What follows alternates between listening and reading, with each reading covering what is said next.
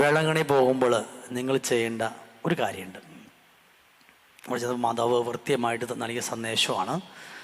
വേളാങ്കണ്ണി പോകുന്നതോടെ പ്രത്യേക ശ്രദ്ധയ്ക്ക് അവിടെ പോയിട്ട് നിങ്ങൾ കുരിശിൻ്റെ വഴി ചൊല്ലി പ്രാർത്ഥിക്കുമ്പോൾ 3, 7, 9 ആ സ്ഥലത്തിൻ്റെ പ്രത്യേകത എന്താണെന്നറിയോ?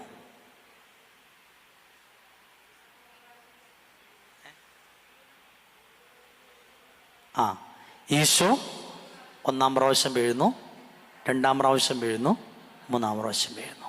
ഇനി നിങ്ങൾ ആരെങ്കിലും വേളാങ്കണ്ണി പോവുകയാണെങ്കിൽ, അല്ലെങ്കിൽ വേളാങ്കണ്ണിക്ക് പോകാൻ ആഗ്രഹിക്കുമ്പോൾ ആരെങ്കിലും പോകുന്നുണ്ടെങ്കിൽ കൃത്യമായിട്ട് പറഞ്ഞു കൊടുക്കണം.